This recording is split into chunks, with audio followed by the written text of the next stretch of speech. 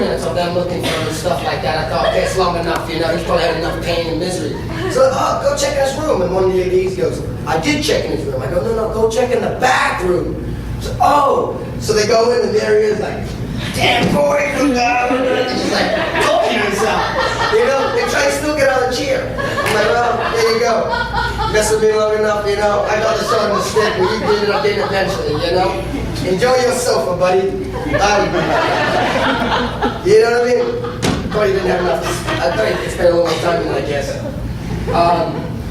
Hayden Christensen was cool too. I first met him like a couple of months after filming because we were around at the same time. Or he was always very busy. So when it came to the Geonosis arena scene, he came up to me and he's like, "Hey kid," I'm like, "Hey, hi." He's like, "Meet me in my room after we do this shot, right? I got something for you." And as a 13-year-old kid, you're like, look over at my mom like, don't even know the guy, you know? Like, uh-oh, here we go. Hi. Now, so I'm like, oh, okay. So I go over in his room and he has a PlayStation 1 for me with like 12 games. But it didn't work in my country because it was from Australia. And me and my family already had two. But because I was like, well, they ain't mine, I'll take this is my one, you know? So I took it off him. And knowing it wasn't gonna work. So I'm sitting there and he's like, hey kid, do you want to play a game? I just got a Dreamcast from my manager right before I came over from Canada. Do you want to play with me? I'm like, yeah, sure. But because I knew the power, I hate electricity, I'm afraid of it. And I've already been shocked so many times, I know electricity now. So I'm like, he had the little power box thing that changed over the plugs, but he didn't have the power converter. And I could see that. So he sticks in his Dreamcast. He pushes the button, he goes, poof, blows up, starts smoking, right? I'm like, oh, sheesh. So I'm like, oh, I'm keeping my PlayStation, you know, got in the bag, like this is mine, you know? And then the fire department ended up getting called. So he has to pay like $250 because they all like, what's going on? It's a big set, you know what I mean, and whatever. He ends up having to pay the fine.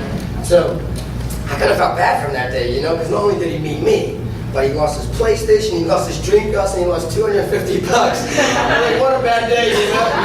It's like, oh man, don't hang out with that kid. We're losing a lot. What else?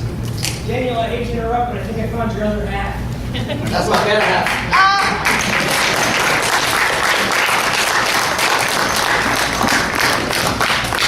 This has been wonderful and beautiful, Jeremy. He has a lot of wonderful stories too. So, no, I can stop. Well, welcome, ladies and gentlemen. You haven't told me about this, but me neither. I just wanted on in. Just to say, it's been a wonderful weekend. I know the weather's been scorching. We could do with a little bit of that in London, but everyone's been so polite and said thanks. They've been polite to you? Sometimes. You guys are messed up. I get to show him this thing anyways. Do you have a comb to comb through that extraordinary run? Well, to tell you the truth, they gave me an extra hour of sleep, which I took advantage of, and then I ended up having to pack all my stuff, and because my stuff was all over the room, I was kind of like shoving it all in, and by the time I got told I had a panel, I had no time to do my hair. So I was like, well, I was leaning for the little crew, you know, I'm like, nah, just go down like this. I just ran down, I thought, you know, I'll let it run wide. With the personality. I'll let it Well, it's good to see because we've been sitting in different buildings, so I don't know what happened there. I'm the smarter fit. Things, I'm in air conditioning. sometimes I have to carry this thing with me. Most often he has to carry it. Put it in the bag. No, but it's wonderful about the thing with the young Boba Fett and the intelligent one. What is so nice is that, every day you're reminded about the film, the Star Wars trilogies, and I'm very proud to be part of it. I know Daniel is. But people ask me sometimes, what do you think you've achieved in life? I said, well, I'm still working after 55 years as an actor. I'm a Lego, I'm a Pez, I'm a stamp. And then what more do you want in life? And the other thing is, they say, well, Mr. Bullock, why did you have so few lines? I said, well, I can tell you that story because on one particular day when I had to turn to the Imperial officer and say, put Captain Solo in a cargo hold. Well, on the day they said, okay, stand by, Jeremy, okay, and action. Put Captain Cargo in the Solo. That's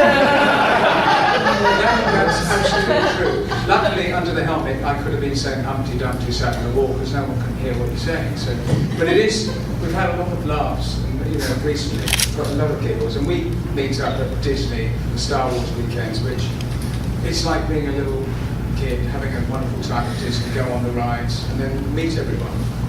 Like here, it's really nice to meet everybody here. First time I've been to Louisville, Kentucky. I saw them at the Medali Center when we were here on Friday, so that's fantastic. So any questions? The only thing, I just get to see You go down to the convention, you know? You need to get up in the morning and get a plane that arrives here on time.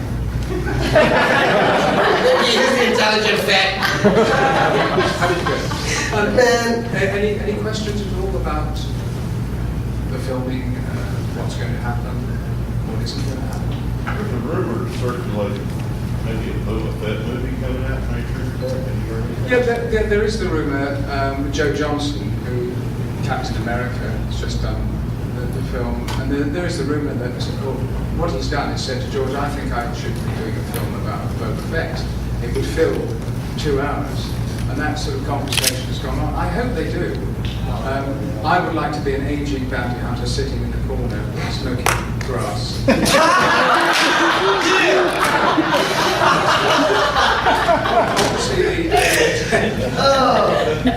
To be the intelligent old bounty hunter, so the new bounty hunter can come along. But he has a lot to learn because I'm still the fastest gun in the West. Yeah.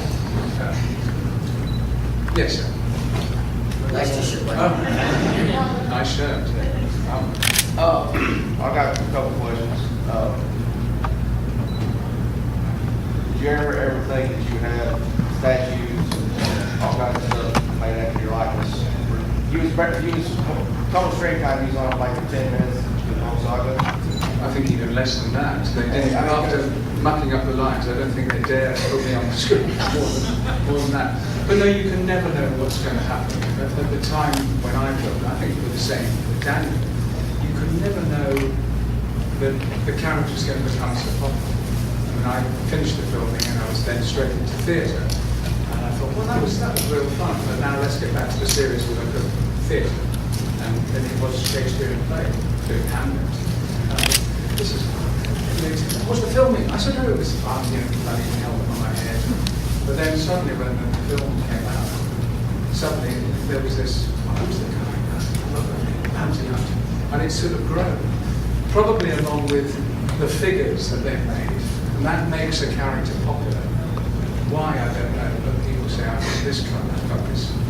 But the silly thing is, I'm quite a nerd as well. I've got my own collection of Boba Fett stuff. But without you guys, all the Mandalorian mercs and Flying Officer Johnson, without you supporting it, it's not the same. And having you here dressed up in costume makes the whole thing. Daniel, welcome to the dark side. The young dark side. For me, I felt like